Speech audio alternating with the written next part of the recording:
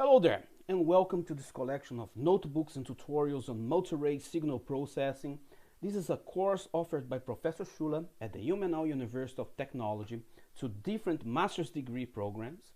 I am Renato, the instructor for these online materials, and on this tutorial we will talk about non-ideal filters and filter banks. Let's get started. We saw that we get perfect reconstruction in a filter bank using ideal filters. Ideally, we remove all aliasing components. But in practice, we don't have ideal filters. They're not realizable because their impulse response stretches from minus infinity to infinity. How can we obtain perfect reconstruction using realizable non-ideal filters and still critical sampling, meaning the downsampling rate capital N is equal to the number of subbands, as in the case of ideal filters? Let's first take a look at the resulting spectrum when we use non-ideal filters. We start with the spectrum at the output of non-ideal high pass. We have here a non-ideal part. Observe that the slope at pi divided by 2 and minus pi divided by 2 is not infinite, but we get a more or less slow transition into the higher attenuation towards lower frequencies. Hence, we also get frequencies below pi divided by 2 or above minus pi divided by 2 in our signal. This will become a problem after downsampling by a factor of 2. For now, just the multiplication with the delta impulse train, as can be seen in the next pictures.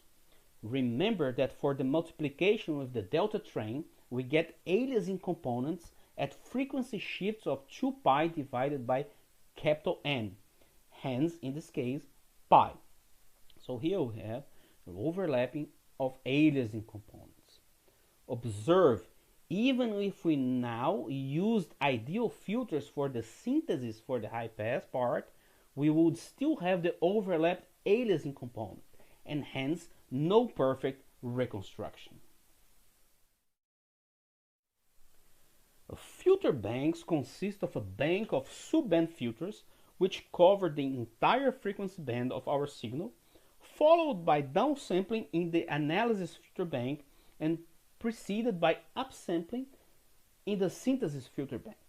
This can be seen in the following pictures. So here we have the analysis part, here we have the downsampling, and here we have the synthesis part, and here we have the upsampling. In the picture, X of n is the input signal, for instance our audio signal. Y subscript k of m are the downsampled subband signals, with k the subband index and m the index at the lower sampling rate, and x hat of n is the reconstructed signal. So we have here the reconstructed signal. As described in lecture 2, the down arrow capital N symbolizes downsampling by a factor of n, including removal of zeros. If x of n is the signal we downsample, then we also write the downsampled signal this way. So we see we have m times capital N plus n0, where n0 is the index of the first sample we keep in the downsampling, or the phase, with n0 greater or equal to 0, n smaller and equal to n minus 1. The up arrow n symbolizes upsampling by a factor of n, including insertion of zeros. If y of m is the signal we upsample, then we also write the upsample signal as, so we have here y of superscript n0, subscript n0, superscript up arrow capital N of n. It's equal to y of m when n is equal to m plus capital N plus n0, or 0 elsewhere, where n0 is the index of the first non-zero sample in the upsampled signal, or the phase. So the only hope we have to obtain perfect reconstruction with non-ideal filters and still critical sampling in filter banks is that somehow the aliasing from different subbands cancels out during the synthesis process when we add up all the subbands. If we add, for example, the low pass signal and the high pass signal for the reconstruction, or in other words, we would like the sum of all aliasing components at the output of the synthesis filters to become zero. The question now is, how do we obtain this goal? We could now analyze all the aliasing components to find out when they cancel each other.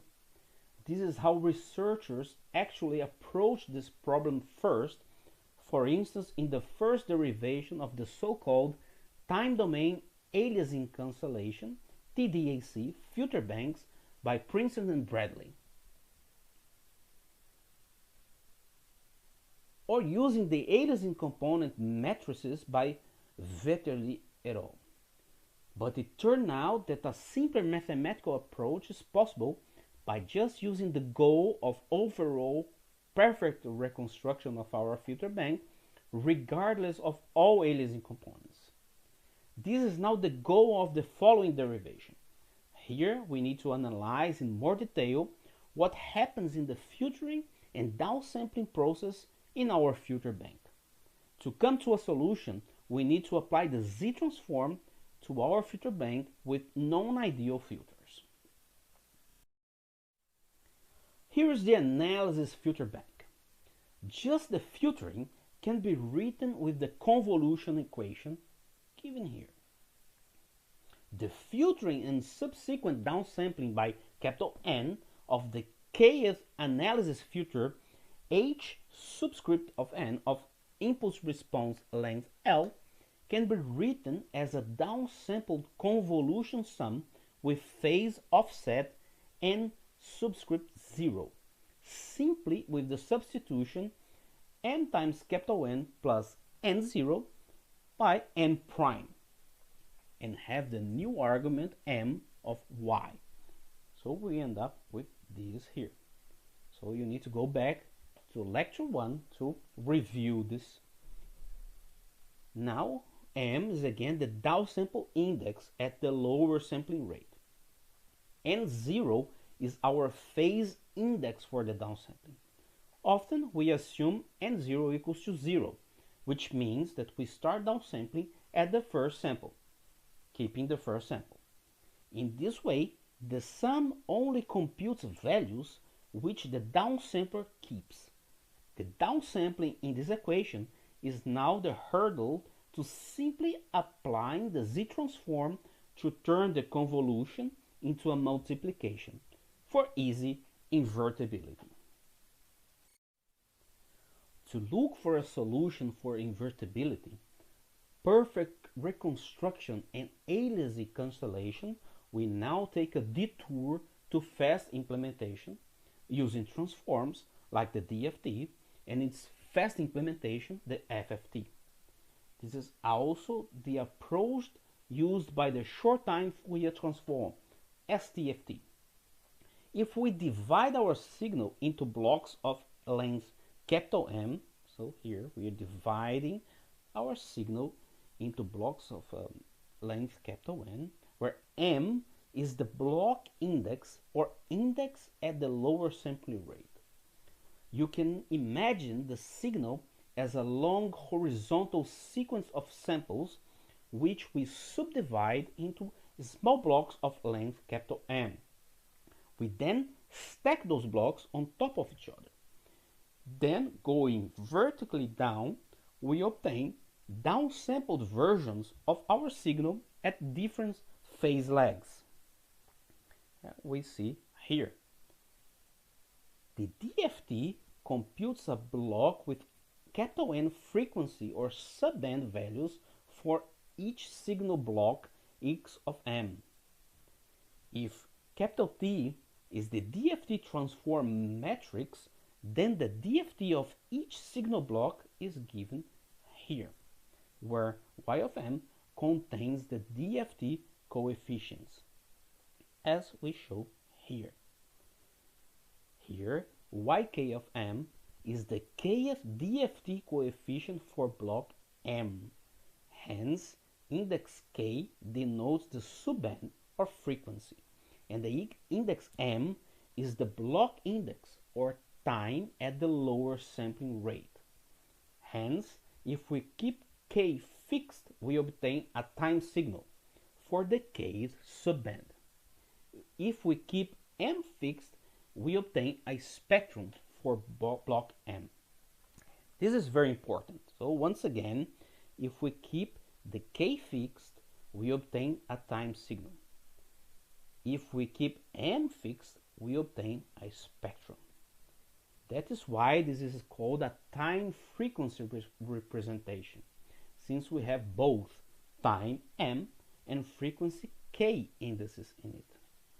This shows that the DFT is simply a special case of an analysis filter bank with critical sampling and perfect reconstruction through the inverse DFT. Now we have a Python example of time frequency representation. So it's a spectrogram. So here we have our imports. We are using PyAudio, we're using NumPy, SciPy signal, Matplotlib. We've seen this before. We're using different threads, so we keep the audio part separate from the GUI. Here we have the parameters of our signal processing for the PyAudio. So we have the chunk size, number of channels, sampling rate, downsampling rate. So the format for the PyAudio stream, the number of FFT, and the overlap. Here we are designing a low pass filter.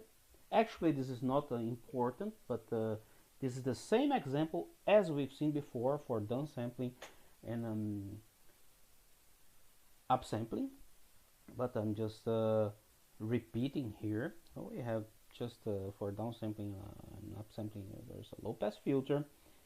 Here is the function to plot the spectrogram. So we have here, we read from the audio input into data blocks with length chuck. Then we have here, we can turn on the low pass filter on and off.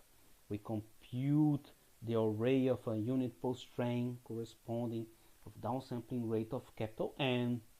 We do this here. We do the low pass filter after upsampling here. And here we play out the samples. Here is something to update the plot. Now we are defining our GUI. It's just a start button and a stop button, and then we can turn on and off the filters. So this is, we have already seen this example, and you can go back to the lectures to see this spectrogram in action. So here we have our spectrogram. I will start our example and see what happens. Hello, A, 1, 2. We can see here there's the time frequency representation. We can turn on downsampling without the low pass filter, and we see all the aliasing components. So we've seen that with downsampling without the low pass filter, we have all this aliasing. Now we will turn on the low pass filter. Hey, you can already see that my voice is downsampled. It's filtered. And now I will turn on downsampling and upsampling. Hello, hey, hey. We don't see the aliasing components, but we see much less bandwidth. Hey, hello, hello. Hello, hey, hey, 1, 2, test. But the goal here was just to show the time frequency. So we have time and we have the frequency displayed in this graph. As the name says, the FFT has a fast implementation. When we compare it to our filter banks, so per subband we need to calculate the convolution sum. If we have filters of length L, that means that we have L multiplications per output sample. We neglect the sum operations for each subband.